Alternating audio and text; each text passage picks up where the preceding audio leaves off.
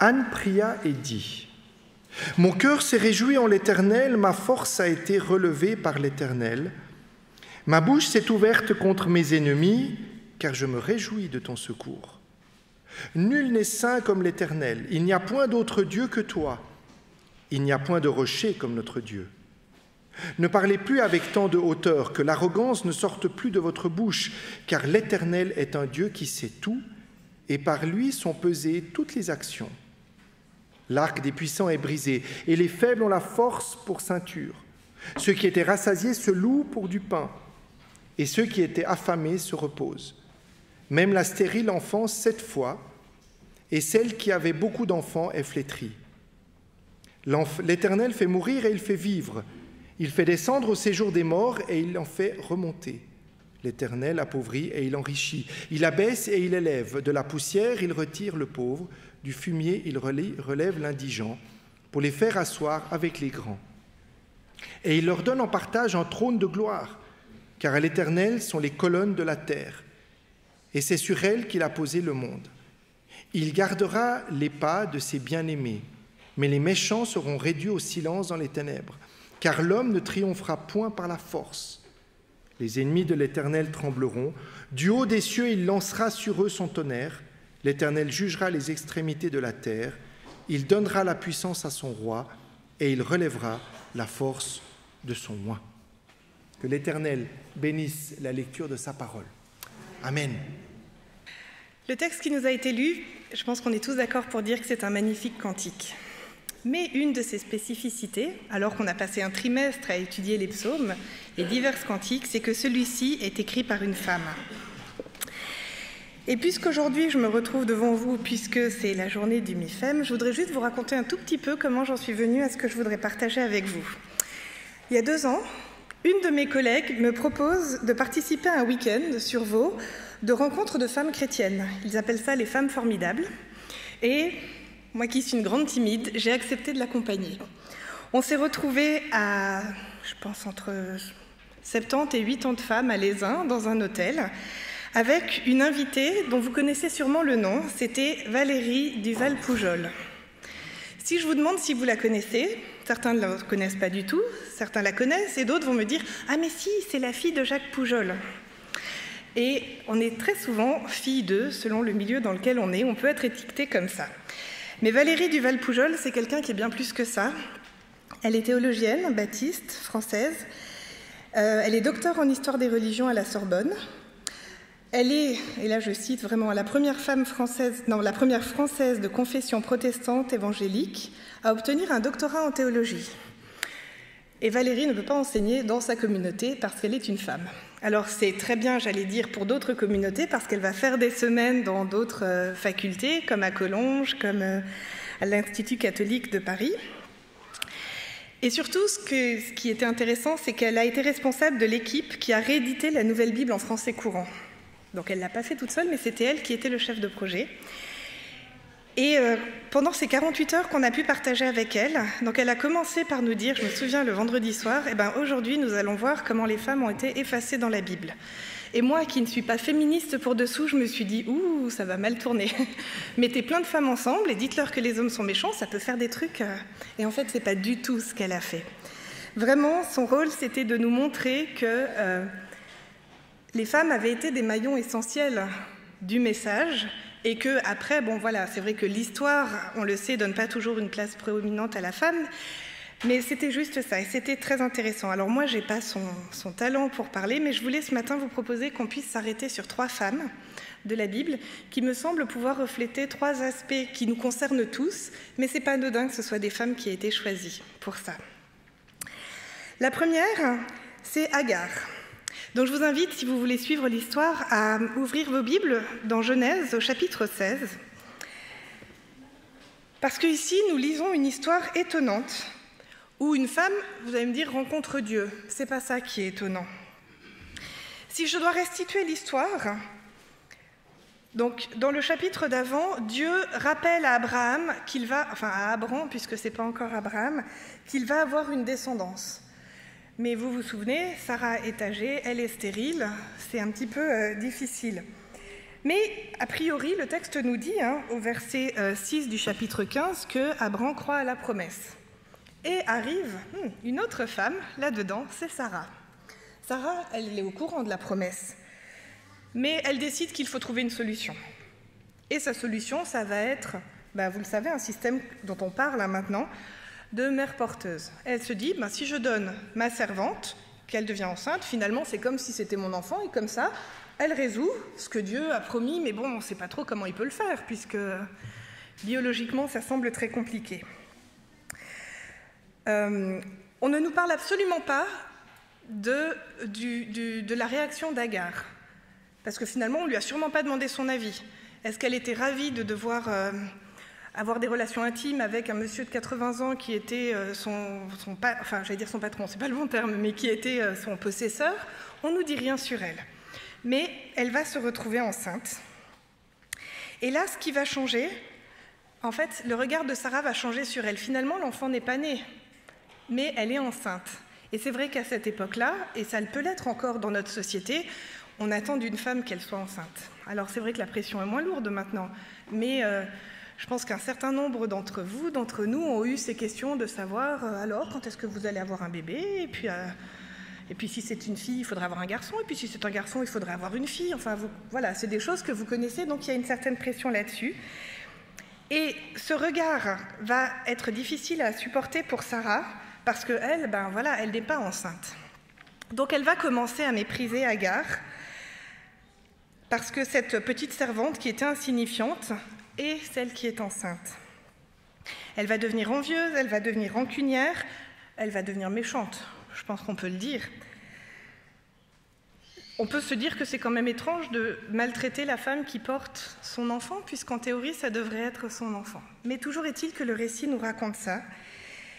Et Agar, enceinte, ne peut plus supporter cette situation et elle va partir. Elle va partir dans le désert, et c'est ce que nous raconte le chapitre 16 de la Genèse. Il faut bien se représenter que c'est une situation de chaos, de souffrance. Et ça peut faire écho à des situations qu'on connaît, où des gens vivent une vraie souffrance réelle. On peut aussi se questionner, mais ce n'est pas le but de mon message ce matin, mais c'est de se dire, finalement, est-ce que nous, parfois, involontairement, on peut aussi participer à accentuer la souffrance de certaines personnes.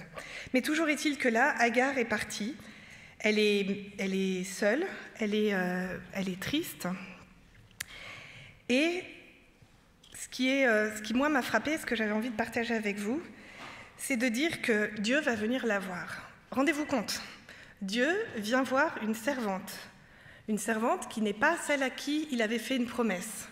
Il s'adresse à cette femme que personne ne voit, qu'on n'avait pas vue avant qu'elle soit enceinte, et une fois qu'elle a été vue, ça a été pour être malheureuse. Et Dieu vient prendre soin d'elle.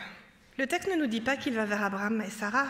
Je les appelle Abraham et Sarah, même s'ils n'ont pas encore changé le nom, mais vous comprenez de qui je parle. Et c'est vers elle que Dieu va. Et il lui parle. On a un chapitre où il n'est pas question des possesseurs, de ceux à qui la promesse a été faite. On a un chapitre qui est centré sur une femme, esclave, qui a fui. Elle est coincée par ses peurs, par ses limites, par ses enfermements. Et là, Dieu vient la voir, et ce Dieu qui ne veut pas s'imposer, il s'adresse à elle, si vous regardez au verset 8, par une question. Il commence par lui dire « Agar, servante de Saraï, d'où viens-tu et où vas-tu » L'ange du Seigneur, qui est un personnage mystérieux qu'on a parfois associé à Dieu, au Christ, on ne sait pas, mais il appelle Agar par son nom.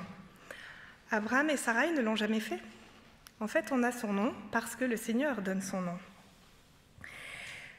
L'ange sait très bien d'où vient cette femme, mais il lui donne l'occasion de réfléchir à ce qui lui arrive. Et Agar répond en toute simplicité « Je me suis enfuie de chez ma maîtresse », c'est ce qu'elle répond à la question. Point. Elle ne cherche pas à s'excuser, elle ne cherche pas à accuser qui que ce soit, elle donne vraiment l'information. Par contre, on peut noter qu'elle répond à la première question. Elle ne répond pas à la question de savoir « Où vas-tu ?» Probablement parce qu'elle n'en sait rien. Elle s'est enfuie, mais elle n'a pas réfléchi à ses possibilités.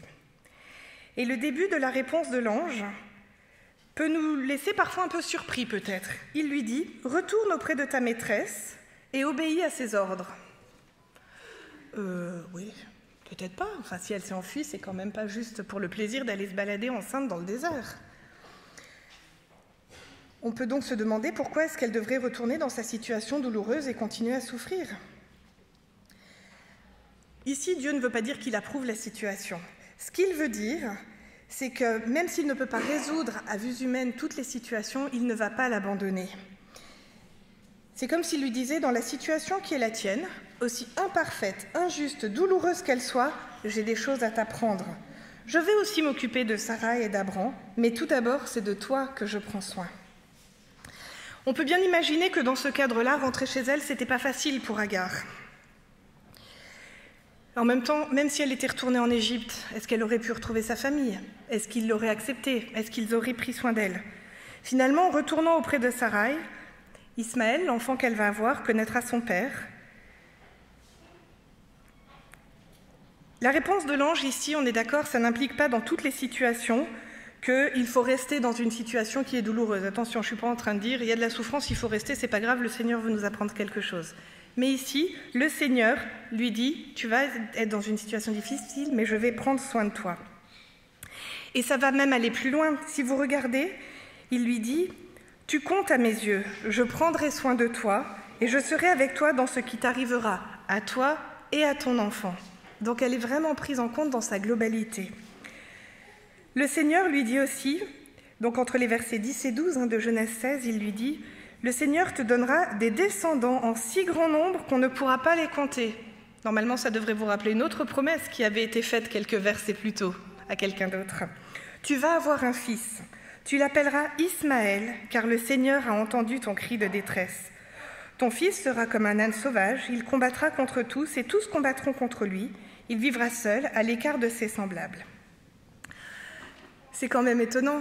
Cette femme que Dieu a vue, à qui il parle, il lui fait une promesse qui est très similaire à celle qu'il avait faite à Abram et Sarah.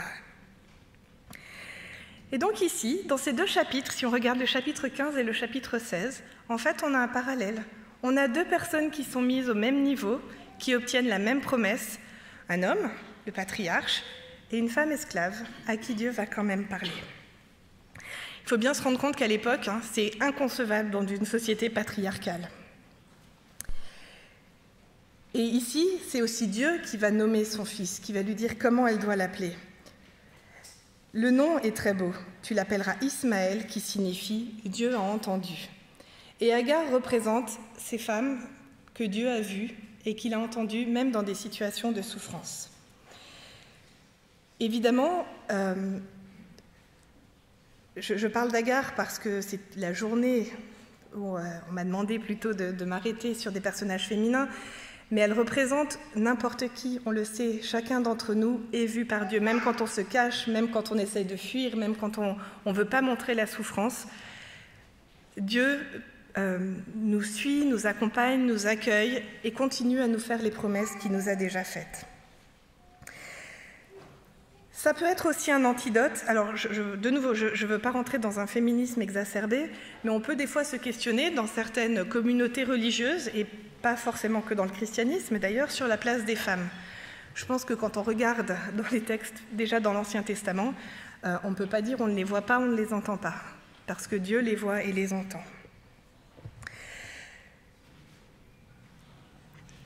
La deuxième femme dont je voudrais vous parler, rapidement aussi. Alors là, je vais vous faire tourner quelques pages parce que nous allons aller dans l'évangile de Luc, dans le premier chapitre de l'évangile de Luc, pour une femme qu'on connaît tous,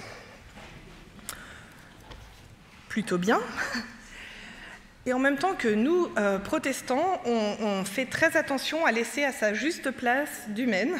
C'est le personnage de Marie. Dans ce premier paragraphe de l'évangile de Luc, l'ange Gabriel va apparaître à un prêtre âgé et va apparaître à une jeune fille modeste. Et puis, dans le chapitre suivant, il va apparaître aussi à Siméon et à Anne. Donc on a une répartition qui est très juste, qui est très équitable, des gens à qui il s'adresse. Mais l'évangile de Luc commence par un cantique, et là aussi c'est le cantique d'une femme. C'est le cantique de Marie, la mère de Jésus, et ensuite il va être suivi par le cantique de Zacharie, qu'on connaît aussi. Donc on a deux cantiques qui commencent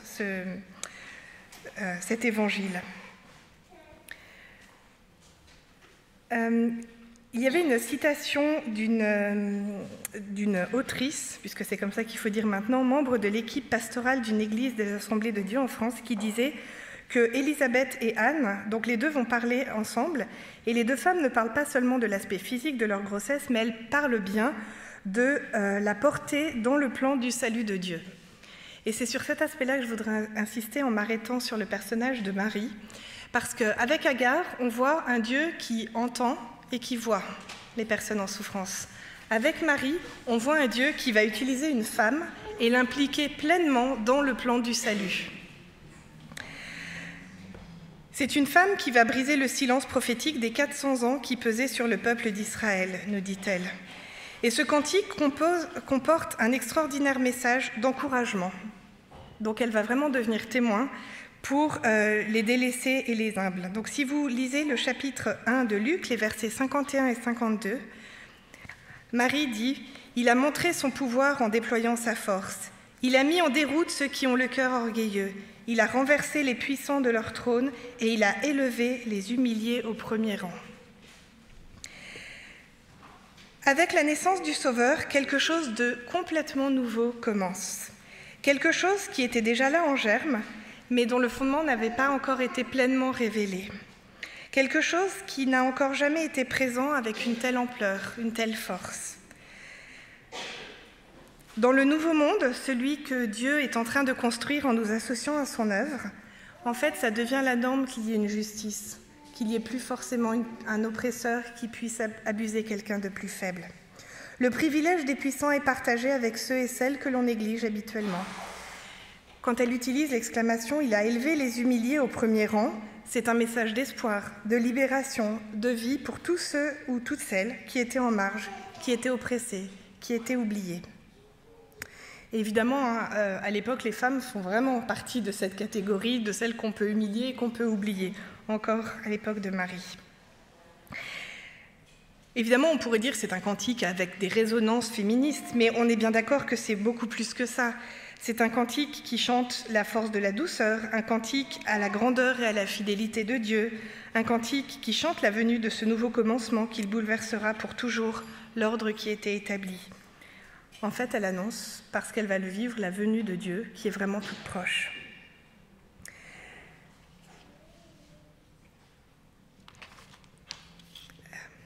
Dans le cantique de Marie, donc je ne l'ai pas lu intégralement, mais vous le trouvez entre les versets 46 et 56 du premier chapitre de Luc.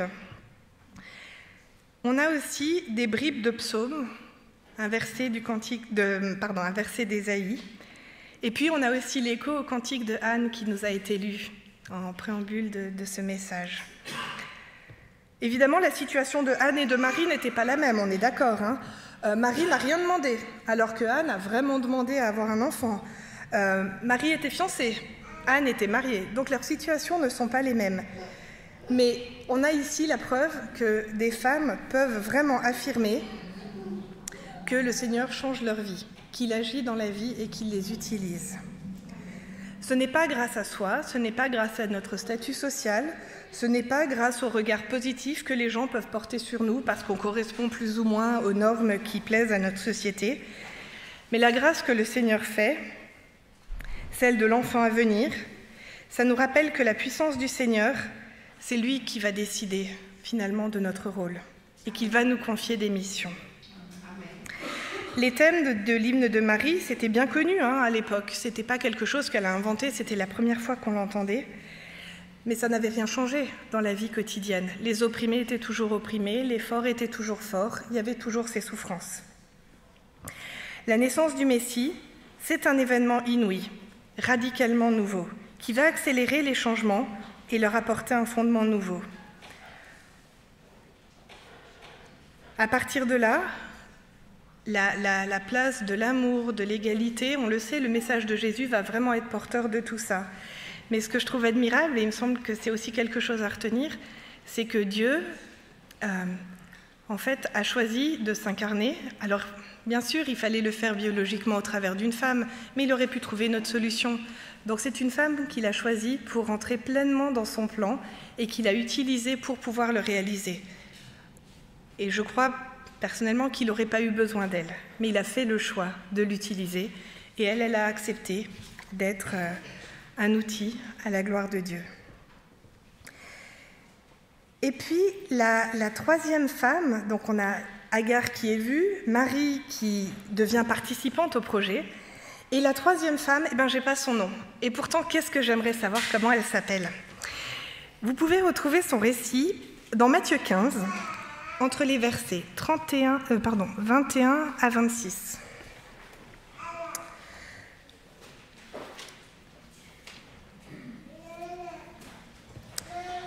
Ici, on rencontre une femme qui est, je trouve, remarquable.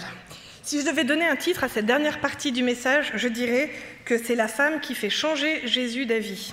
C'est un petit peu provocateur, mais c'est pas si loin que ça. Ici, il me semble, alors je ne suis pas une théologienne et j'espère que je ne dis pas de bêtises, mais je pense que c'est la seule qui semble gagner un débat théologique avec Jésus. En tout cas, elle va vraiment au bout du raisonnement. Et je trouve ça admirable. Et c'est un débat qui est fort théologiquement, qui pourrait même donner l'impression parfois d'être un petit peu violent. Les premières répliques, on va lire le texte, comme ça on l'aura tous bien en tête. Donc on nous dit « Jésus partit de là et se retira vers la région de Tyr et de Sidon. Une Cananéenne venue de ce territoire se mit à crier « Aie compassion de moi, Seigneur, fils de David, ma fille est cruellement tourmentée par un démon. » Il ne lui répondit pas un mot. Ses disciples vinrent lui demander « Renvoie-la, car elle crie derrière nous. » Il répondit « Je n'ai été envoyé qu'aux moutons perdus de la maison d'Israël. » Mais elle vint se prosterner devant lui en disant « Seigneur, viens à mon secours. » Il répondit « Ce n'est pas bien de prendre le pain des enfants pour le jeter aux chiens. »« C'est vrai, Seigneur, dit-elle. D'ailleurs, les chiens mangent les miettes qui tombent de la table de leur maître. » Alors Jésus lui dit « Ô femme, grande est ta foi, qu'il t'advienne ce que tu veux. » Et dès ce moment même, sa fille fut guérie. « Seigneur, fils de David, prends pitié de moi, ma fille est cruellement possédée par un démon. » Dans une autre traduction. Finalement, est-ce que ça nous surprend cette demande? Non, on trouve des gens qui viennent demander comme ça quelque chose à Jésus. Par contre, ce qui est, j'allais dire, étonnant, c'est l'attitude de Jésus. Enfin, je ne sais pas, mais moi, elle me surprend. Tout au long de sa vie, tout au long de son ministère, Jésus a une compassion sans pareille pour les personnes qui sont malades, pour les personnes qui sont enchaînées dans les ténèbres. Il le montre en parole, il le montre en action. Il montre non-stop que Dieu ne fait pas de favoritisme entre les juifs et les non-juifs. Mais dans ce récit, on a l'impression de rien retrouver de sa sollicitude habituelle. Ici, les rôles semblent un petit peu brouillés. Comme si Jésus, ici, se comporterait presque comme un pharisien. Elle n'a pas à lui adresser la parole. Elle n'est pas juive, c'est une femme. Qu'est-ce qu'elle fait? Et quand je dis qu'il n'a pas à lui adresser la parole, c'est parce que, regardez bien, la première réponse de Jésus, c'est une non-parole. Elle s'adresse à lui, elle lui exprime sa souffrance d'une maman qui a son enfant qui est en douleur, et le texte nous dit, il ne lui répond pas un mot. Enfin, c'est pour ça que je vous disais, c'est un dialogue qui ne commence pas par un dialogue, mais qui est relativement violent. Et finalement, les disciples viennent plaider la cause de la femme, non pas parce qu'elle les a émus, mais parce qu'elle fait du bruit. Elle les dérange. Voilà ce que le texte nous dit. Il supporte plus ses cris, et du coup, il demande à Jésus de la faire partir en lui donnant ce qu'elle désire, un petit peu comme on peut donner un truc à un enfant pour qu'il arrête de nous embêter. Mais la réponse de Jésus face à cette demande ne va pas du tout dans leur sens, puisqu'il leur explique, deuxième surprise dans la réaction de Jésus, qu'il n'a été envoyé que vers les moutons perdus du peuple d'Israël. Imaginez la situation, la femme est à côté, il ne lui a pas répondu, il parle à ses disciples, mais elle n'est pas sourde, elle est là, elle entend ce qui est en train de se faire. Et c'est vrai qu'elle partait avec deux mauvais points de base. C'est une ennemie du peuple, puisque Matthieu l'appelle cananéenne, et puis c'est une femme. Lourd fardeau quand même, hein, la pauvre. Les conventions sociales font que vraiment elle ne peut pas réclamer quoi que ce soit normalement. Et elle a bravé ça dans une foi peut-être un peu simple, mais que Jésus pouvait faire quelque chose. Et elle se retrouve face à un homme qui ne lui répond pas. Et quand on l'évoque quand on en parle à cet homme, il ne lui répond pas. Et il dit « Non, mais je ne suis pas venu pour elle de toute façon ». Quand elle entend que Jésus n'est envoyé que vers les siens, au lieu de s'en aller toute triste et vaincue, en fait, elle continue à espérer. Le texte nous dit « La femme vint se prosterner devant lui et dit « Seigneur, aide-moi ». Elle appelle Jésus « Seigneur », comme la première fois où elle avait ajouté « Fils de David », montrant qu'elle avait une connaissance de Jésus. Elle a déjà une expérience de qui il est. Et maintenant, le fait qu'elle se prosterne, ça nous montre que vraiment son engagement est complet. Il est intellectuel, mais il est aussi physique. Elle est prosternée devant lui et elle veut lui montrer qu'elle le respecte et que sa demande est sérieuse. Mais non. Le courage, la détermination de la mère n'ont pas encore l'effet escompté. Elle essuie un nouveau refus. Jésus répondit « Ce n'est pas bien de prendre le pain des enfants et de le jeter aux petits chiens. » Implicitement, c'est comme si Jésus traitait cette femme et son enfant de petits chiens. Et ça nous choque, évidemment. Alors, évidemment, dans ce récit, là, on est au moment où on comprend le moins. Je voudrais juste qu'on se distancie un tout petit peu et qu'on se remette dans le contexte, parce que le pain, c'est la nourriture, d'accord ? C'est un élément central de l'alimentation. Mais si vous regardez dans le chapitre 15, c'est aussi un des thèmes de tout le chapitre. Juste avant, autour, il y a 2 histoires de nourriture, avant et après notre récit. Avant de partir en territoire étranger pour donner suite à une dispute avec les pharisiens, on a le moment où Jésus va nourrir une foule. Et juste après le débat théologique, il va nourrir une autre foule en territoire non juif cette fois. C'est pas pour rien que ce dialogue est au milieu de ces 2 récits qui sont centrés sur du pain. Je ne vais pas m'arrêter sur la symbolique des chiffres, mais je vais revenir à notre texte. Qu'est-ce que ça veut dire ce terme « chien » à cette époque-là? Parce que je pense quand même qu'il faut qu'on le comprenne. Jésus se sert d'une image connue pour parler des non-juifs. Ce n'est pas une insulte à la femme à l'époque. Bien sûr que ça nous heurte maintenant, mais il faut comprendre qu'à l'époque, les non-juifs pouvaient être désignés comme ça par des gens qui les rabaissaient et les mettaient en situation d'infériorité. On peut aussi noter ici qu'il parle d'un chien de maison. Ce n'est pas un chien errant, parce qu'il y avait différents niveaux dans la manière de qualifier les chiens. Et ici, il parle d'un chien de maison. Mais finalement, il lui dit quand même qu'il est venu premièrement pour les Juifs. Et en même temps, et c'est ça qu'elle arrive à entendre, cette femme, et c'est dans ce sens-là qu'elle est extraordinaire, dans l'image de Jésus, les enfants et les chiens sont dans la même maison, puisqu'ils sont autour de la même table. Et c'est ça le réel changement par rapport à la manière de penser des théologiens juifs qui étaient influents à l'époque. Et la femme, elle va comprendre cette nuance.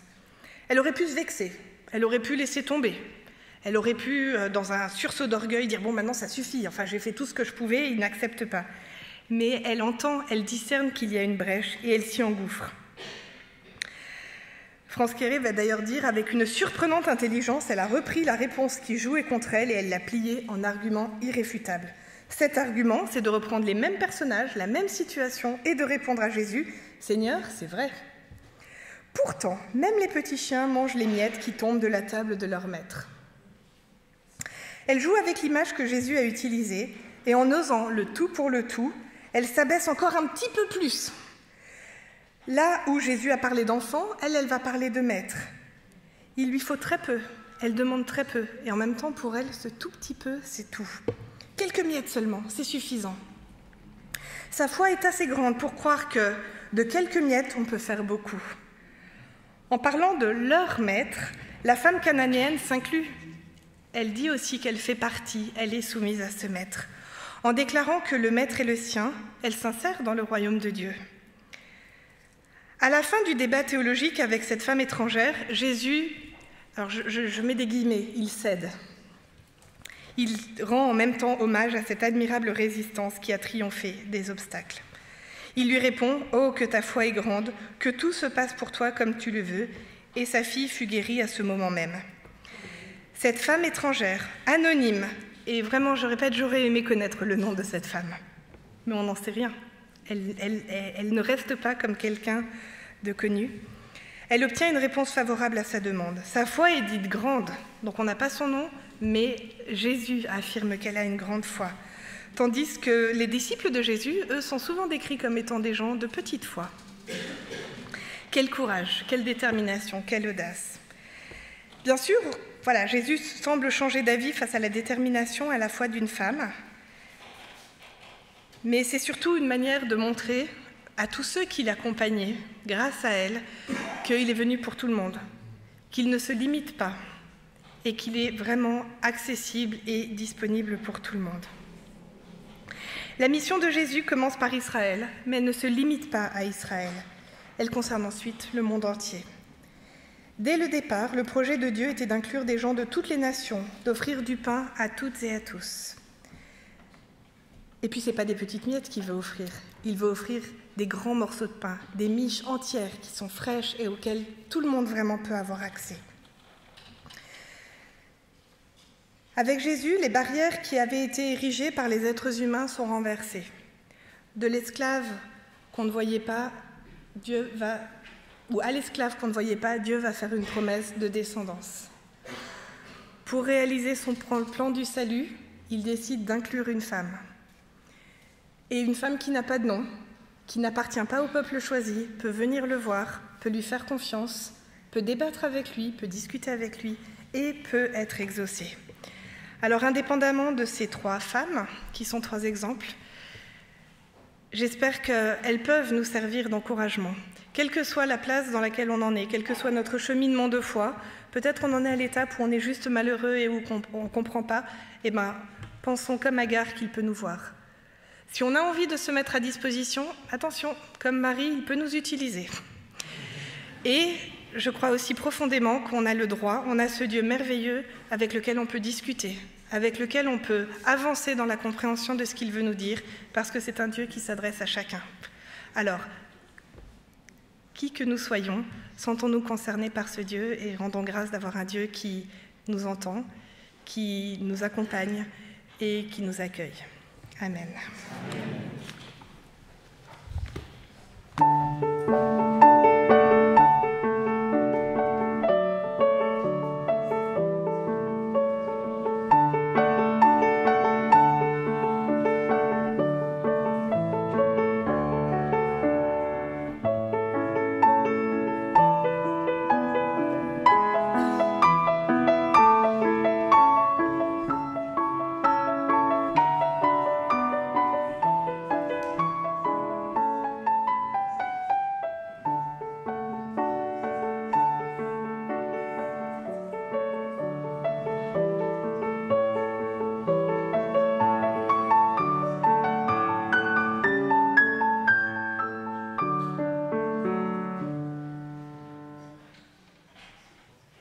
Les montagnes s'éloigneraient, quand les collines chancelleraient, mon amour pour toi, dit Dieu, ne s'éloignera pas de toi.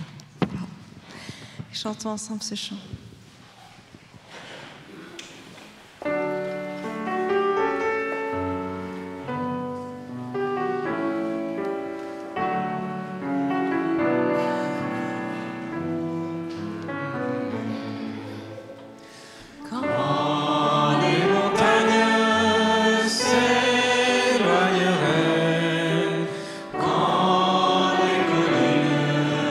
Chancelleraient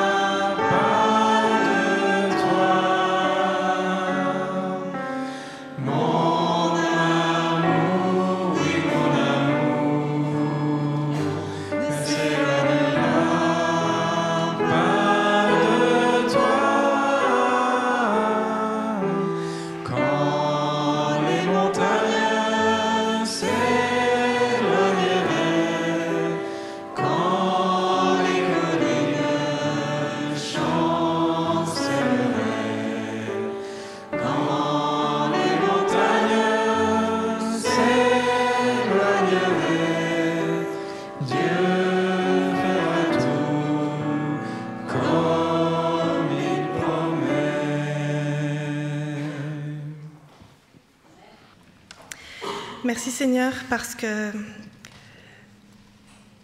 tu es un Dieu tellement plus grand que ce que nous pouvons comprendre. Et pourtant, tu te révèles à chacun d'entre nous selon l'étape où nous en sommes de notre vie. Merci d'être ce Dieu qui nous accompagne dans la souffrance, ce Dieu qui nous voit quand personne ne nous voit, ce Dieu qui nous entend quand nous crions dans le désert. Et merci aussi parce que tu nous affirmes que même si la situation de souffrance ne prendra peut-être pas fin immédiatement, sur un regard humain, tu es celui qui sait, celui qui a une vision bien plus grande et celui qui veut nous amener vers le bonheur éternel avec lui. Merci Seigneur de nous aimer tellement que tu nous rends acteurs de ton projet. Nous voudrions te demander de prendre la place que nous souhaitons te donner, te demander d'utiliser chacun de nous comme des disciples, pas des disciples de peu de foi, mais des disciples qui ont confiance en toi, qui essayent de te comprendre, des disciples dont tu pourras dire un jour « ta foi est grande ». Merci Seigneur d'être ce Dieu qui est venu pour chacun ici, les gens qui sont ici ce matin, ceux qui n'ont pas pu venir, ceux qui viennent rarement, ceux qui ne viennent pas, mais d'être aussi le Dieu de ceux qui, à l'heure actuelle, n'ont pas fait le choix de te donner leur vie. Et ça peut nous dépasser, mais c'est vraiment une grâce que tu fais à chacun d'entre nous. Alors, continue à travailler dans nos cœurs, permets-nous de continuer à te découvrir et que nous ayons vraiment cette aspiration à bientôt pouvoir vivre avec toi dans l'éternité et te voir dans la plénitude de qui tu es. Amen. Amen. On va chanter une bénédiction. Jésus soit avec vous à jamais.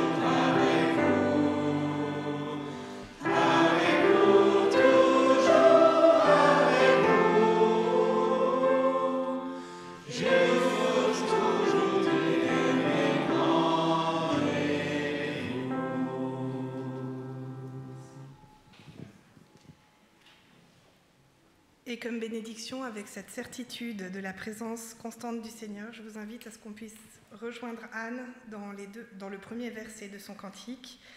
Grâce au Seigneur, j'ai de la joie plein le cœur. Grâce au Seigneur, j'ai la tête haute. Je peux rire de mes ennemis. Amen.